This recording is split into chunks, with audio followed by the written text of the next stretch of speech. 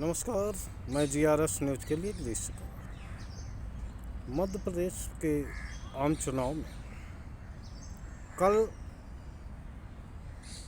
करीब 2.5 दशकों बाद ऐसा नंगनाच देखा जिसके लिए न सिर्फ लोकतंत्र को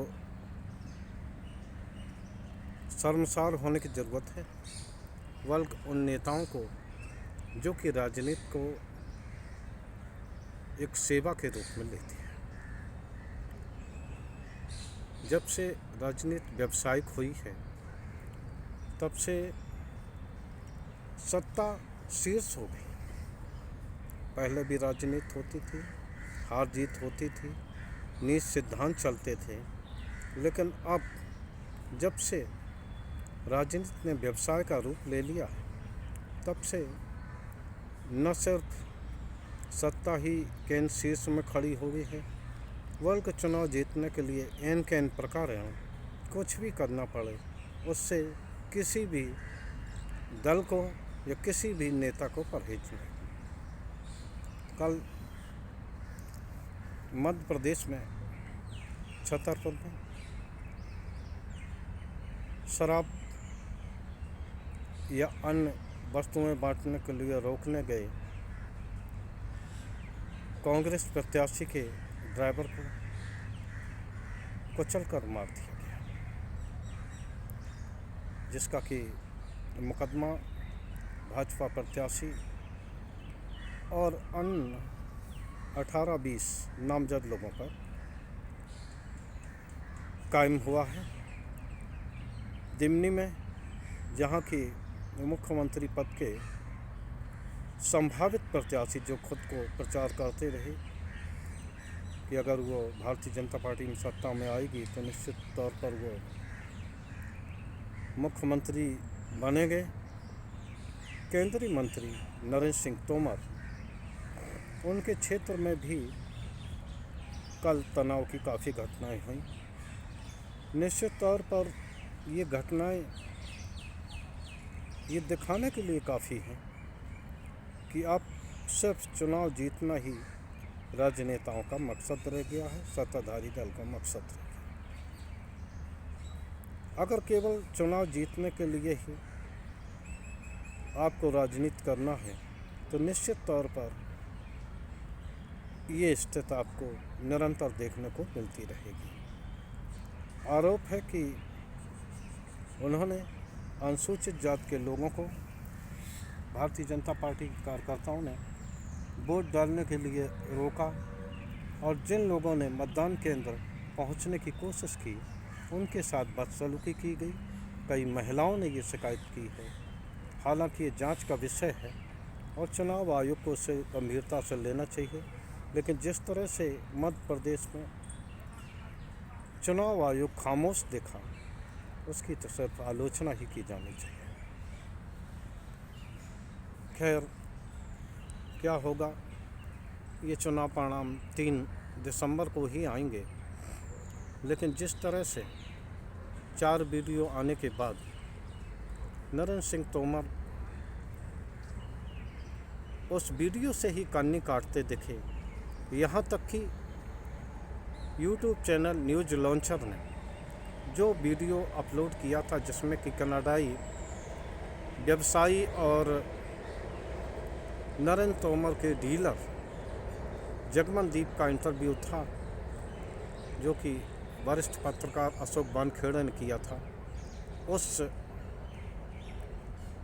वीडियो को भी हटवा दिया गया। आप सभी लोग जानते हैं सोशल मीडिया से कोई भी वस्तु हटाने के लिए साधारण व्यक्ति की औकात नहीं है। निश्चित तौर पर इसमें किसी वरिष्ठ राजनेता का ही हाथ रहा होगा।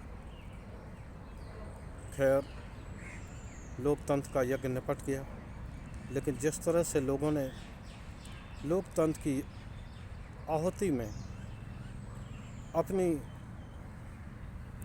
भड़ास निकाली और लोगों को यज्ञ की आहुति डालने में रोका, मतदान करने से रोका, वो निश्चित तौर पर ये दिखाता है कि जिन लोगों ने संविधान में सभी को मतदान की कल्पना की होगी, उनको कितना दुख पहुंचा हुआ है। निश्चित तौर पर जो लोग संविधान के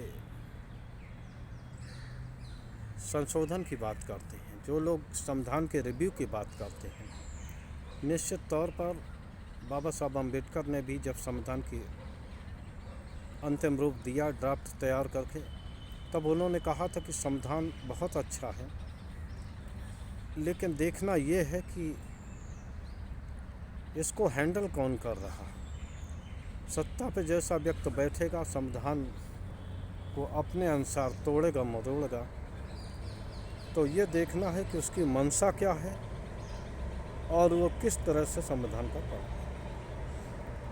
आप सभी लोगों को जानकारी होगी, जब विपक्ष में लोग होते हैं उस समय बहुत ही संविधान और लोकतंत्र की दुहाई दी जाती है, लेकिन जब वो सत्ता में बैठ जाते हैं तो उसी संविधान और लोकतंत्र को कुचलने लगते हैं और उसकी परेशानी आम जनता को भोगनी पड़ती है। उन सभी लोगों के लिए वो खतरनाक बन जाते हैं जिन लोगों की भलाई के नाम पर वो सत्ता में बैठे हैं। खैर, चुनाव परिणाम के लिए इंतज़ार करना होगा, लेकिन ख़ास बात ये देखने को मिली कि दोनों प्रांतों में, छत्तीसगढ़ और मध्य प्रदेश में, कांग्रेस और भारतीय जनता पार्टी के मध्य कड़ी टक्कर होती दिखाई दी। लेकिन जिस तरह से भारतीय जनता पार्टी के कार्यकर्ता आक्रोशित दिखे, आक्रामक दिखे, उससे ऐसा महसूस होता है कि निश्चित तौर पर उनके अंदर सत्ता कमाने का ऐसा डर है कि जो वो छोड़ना नहीं चाहते। निश्चित तौर पर ये सभी कदम लोकतंत्र के लिए हानिकारक हैं, लेकिन दुखद ये बात है कि सभी लोगों को सत्ता चाहिए, कैसे भी चाहिए, कैसे भी जीत चाहिए, चाहे उसका रास्ता कितना ही गलत क्यों न हो। खैर, देखने वाली बात ये होगी कि जनता ने क्या जनादेश दिया है। लेकिन जिस तरह से ग्रामीण क्षेत्रों में, मध्य प्रदेश के, छत्तीसगढ़ के ग्रामीण क्षेत्रों में महिलाओं की कतार दिखी और लोग पूरी उत्साह के साथ वोट डालने के लिए देर शाम तक कतारें लगाई खड़े रहे, उससे ऐसा महसूस होता है कि जनता ने अपने तरफ से किसी को भी स्पष्ट बहुमत देने के लिए अपना मानस बना लिया है। जनता का क्या मंशा है, जनता ने क्या किया है, ये देखने के लिए हम सभी लोगों को 3 दिसंबर का इंतज़ार होगा। आज के ब्लॉग में बस इतना ही, लेकिन मध्य प्रदेश में जो 2.5 दशकों के बाद जो लोगों को रोकने, बूथ पे कब्जे करने या लोगों को मतदान से रोकने जैसी खबरें आई हैं, निश्चित तौर पर वो खबरें लोकतंत्र को शर्मसार करने वाली हैं। आज के ब्लॉग में बस इतना ही। जय हिंद, जय भारत।